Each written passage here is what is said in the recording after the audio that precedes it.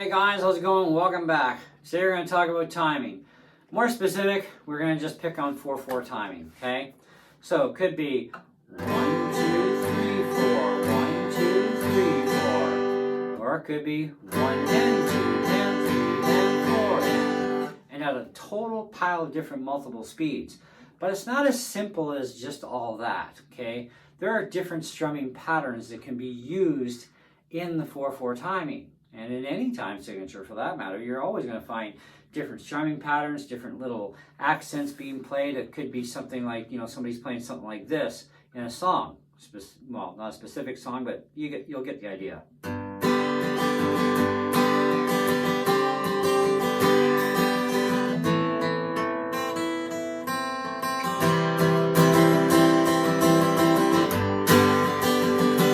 Now, that will follow a time signature that is played in, and you will have X amount of time to do your little before you got to be on the next chord and get back to normal, okay? Or maybe do something even more pizzazzy. Regardless of that fact, time signatures are written in stone. You can't screw with it. 4/4 is 4/4, 6/8 is 6/8, 2/4 is 2/4, 3/4 is 3/4. That's all there is to it. Quarter notes, half notes, 16th notes, 32nd notes. They're all written in stone. That stuff is. BPM, on the other hand, is not actually written in stone because you can play a song at multiple beats per minute. That's what BPM means. So if a song is in 119 BPM,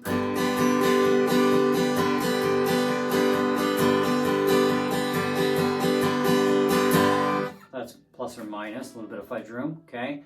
Then you can slow that song down.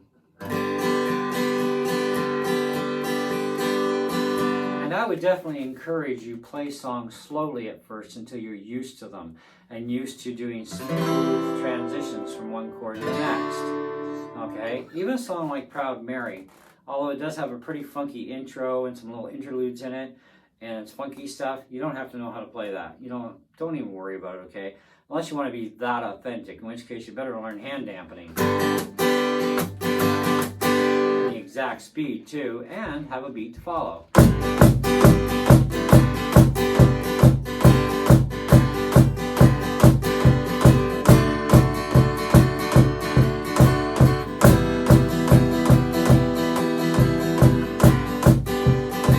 Now, that's the first time I ever tried Proud Mary with a kick drum, but hey, it's actually a cajon with a beat pedal, right?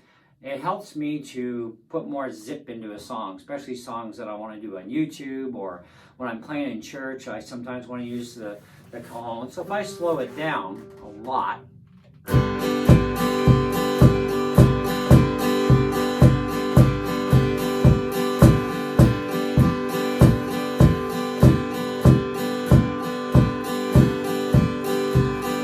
so slow and it's a dumpster fire, okay? But even a song I wrote, never done this on cajon, so I know I'm gonna screw this up.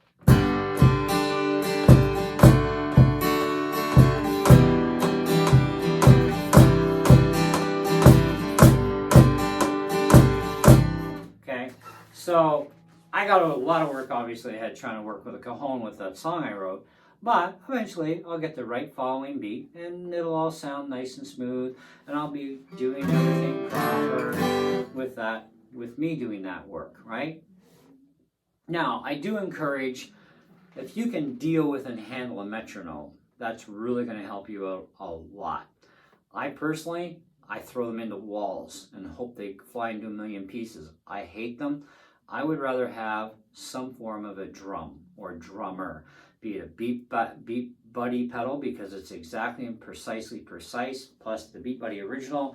You can program other artist stuff in there or work with what's in the pedal. Make up your own crap. Do whatever you want. It's a great pedal, costs a lot of money, but it's worth every bloody penny. Because you can play songs from the original artist with a lot of songs that are out there that people have actually found the dial settings for, and boof, you can play it authentically, which got me in crap with YouTube once doing the song Blessed Be Your Name, because I had the authentic beat with that Beat Buddy pedal and I was playing it exactly the way the artist did, and they're like, That's a bit of a copyright problem we have going on here, Cav. Either remove the audio track or delete your video, because otherwise, yeah, you're going to be in worse trouble. And I'm like, well, if I delete the audio, people are just going to be looking at me going, kind of ridiculous, right? Now, I can change that song, have the exact same lyrics, and I can change the music score for it, and make it still sound pretty much sensible, and then they can't even touch me for it because I've completely altered it from the copyrighted version. There's always a way around something. I just haven't bothered to do it.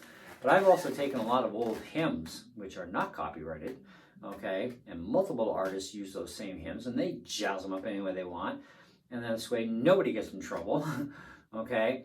But I've taken songs like that and converted them from hymns, which would be 1, 2, 3, 1, 2, 3. I hate 3/4 timing. It drives me nuts. But I had to learn it like everybody else, right? But I can take a song like that in 3/4 and I can turn it into 4/4 or 2/4. I can make it go heavy metal or hard rock. I've done it. I've got stuff like that on my channel. And a lot of people appreciate that new version of that song. And it's like, wow, that's awesome. Didn't think that could happen to a hymn. Yeah, well, you haven't met me yet. Or, well, actually you did because you saw my video. Awesome. Thumbs up. Okay, so I like to do that because I'm not a real fan of hymns myself, especially the really dragged out ones. It's like, this is how we're going to end. You know what I mean? But timing is a big thing. You can mess with time signatures to a certain point in any song of any genre. You can mess with BPMs to a certain point, and either side of the fence is a dumpster fire. But you have to learn how to switch chords properly, and starting out with a real simple 1, 2, 3, 4, or 1 and 2 and 3 and 4. That can get you playing a lot of songs in that exact pattern. And the pattern stays consistent too, because 1 and 2 and 3 and 4 and ain't gonna change, okay? That's what it's in, that's all there is to it, and if that's how you're learning it, that's the way you gotta figure it out. If you wanna change it to 1, 2, 3, 4 instead, fine.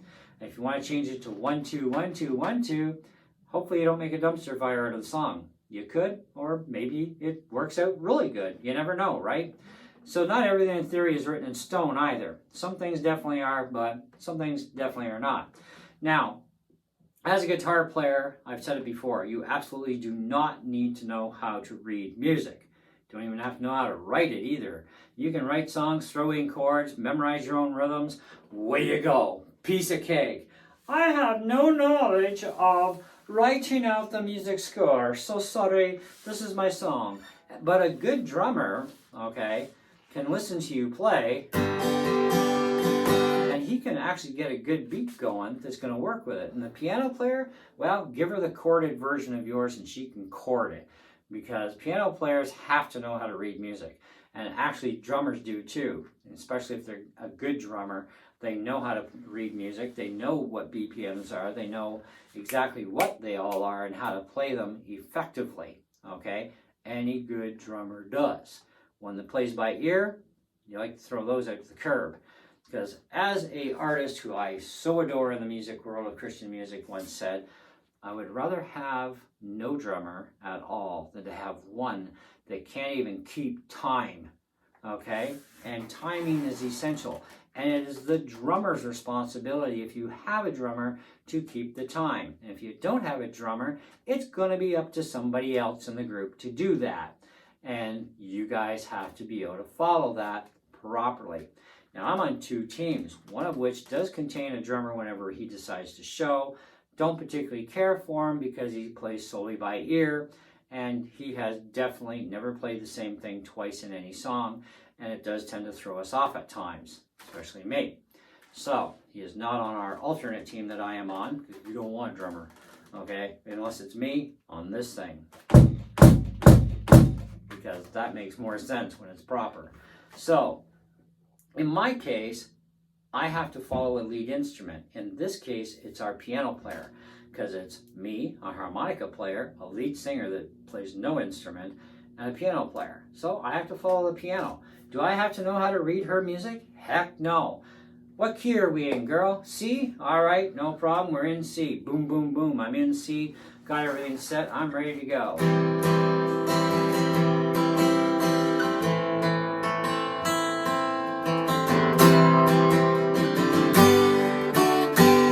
And I can play along. And our lead singer turned around once and she says, "How do you do that? Like, you're not even reading music. You're just like, you got chords. Like, how do you do that?" 40 years of playing, lots of practice, playing with other bands, and learning to listen. That's all there is to it. So, do I play by ear? Kind of, sort of. I do play by ear a lot of times. But could I read music if it's in front of me and follow it precisely? Sure, I could. But I don't want to play all those individual notes. Okay, I want to play chords and I want to strum and I want to have that rhythm. I can follow the musical rhythm that's written in front of me, but see, I'm already doing that anyways. So why do I need it in front of me for? I don't, right? But if I was going to write a song for the whole group to play, I have to write a piano section, okay? I have to write a harmonica section. I have to write, a bass guitar section if we have a bass player. And I definitely have to write the drum section for the drummer. But I don't have to worry about that, and I don't do that. Anything I do in here, I'm my own one-man show. I got a guitar, and I got to go home with a kick pedal.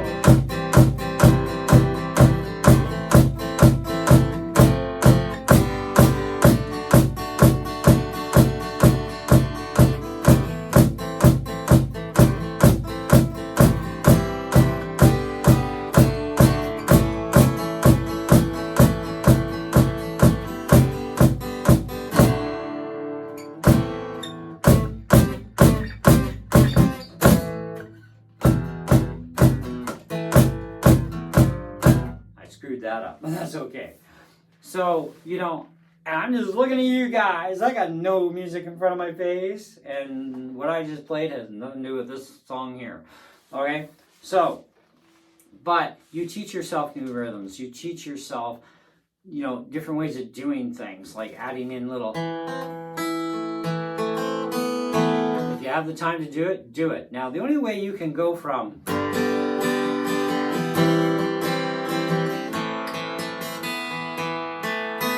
that I can, at least, is if I'm playing with a band, because I know where that spot's going to hit, where I can. That's also a spot where there's generally absolutely no singing going on, so I don't have to worry about, continuing to sing either. I can take that breath and go, I can breathe good.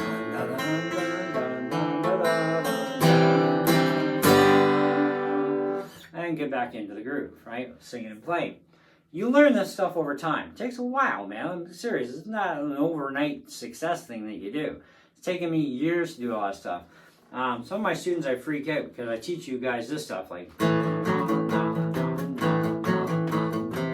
or,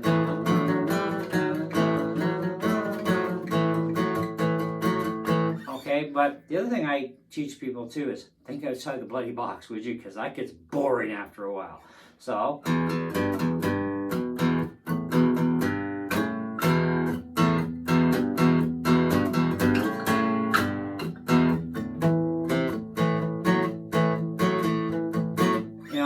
Play around with it and just make up crap. One day I sat here and I was going backwards.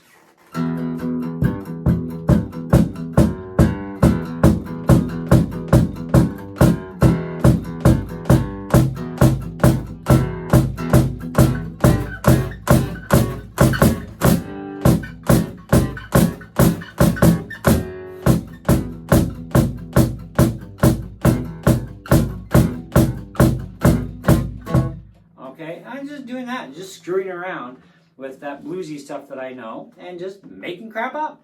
And it's fun, and it puts more fun into, which can get very boring after a while. You gotta throw some excitement into it. Like,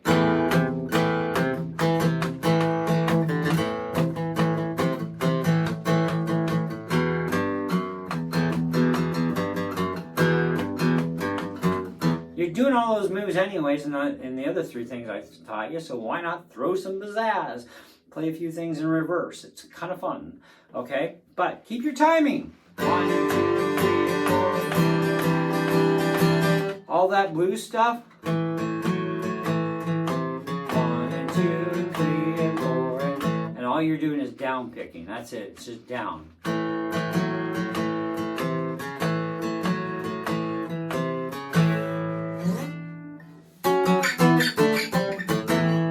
All right. I think that pretty much covers this one a bit. You think? I think you probably had enough for now. But learn to switch between chords quickly, fluently, and on time. If you change too soon, you make a mess. If you change too late, you make a mess. Work toward changing on time. That's the hard part. You know, another thing I taught my students, which I guess I'll throw into this one too, is don't even strum. Okay, just do this. G. Memorize it and say it. G, C, D, E minor, A minor. Okay, F. That's a hard one, by the way, but it's not that hard.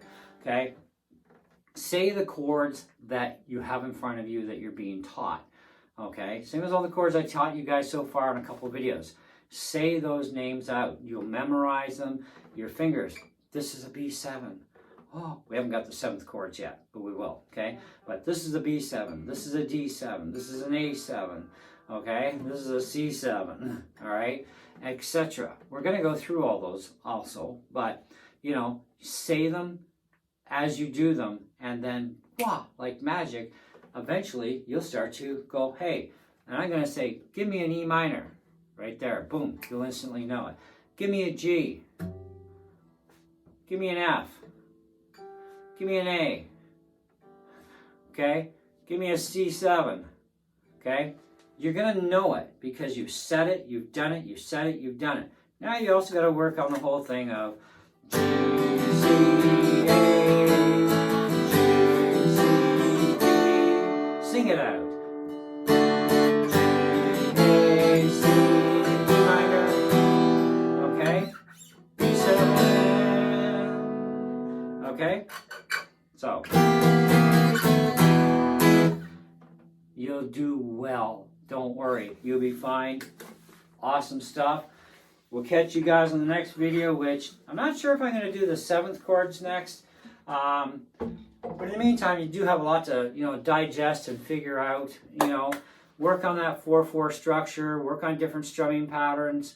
You know, that sort of thing. Find some songs that are just going to have chords anyway. Listen to the song by that artist so you burn it into your brain. How it is sung, the way it is sung. You'll get the emotion and drive eventually, and you'll figure it out. Like anything else, it does take time to learn new material. Every time you learn a new song, it's a whole new world of kick butt that you're going to have to deal with, because you're going to fail until you succeed. And once you succeed, keep doing it. And always keep practicing those songs even once you get them down really good. Always make them part of your daily practice so that you don't forget. You're always used to it. The rhythm is always there. Your wrist is always moving correctly. Your picking hand is proper, etc., etc., okay? Learn it.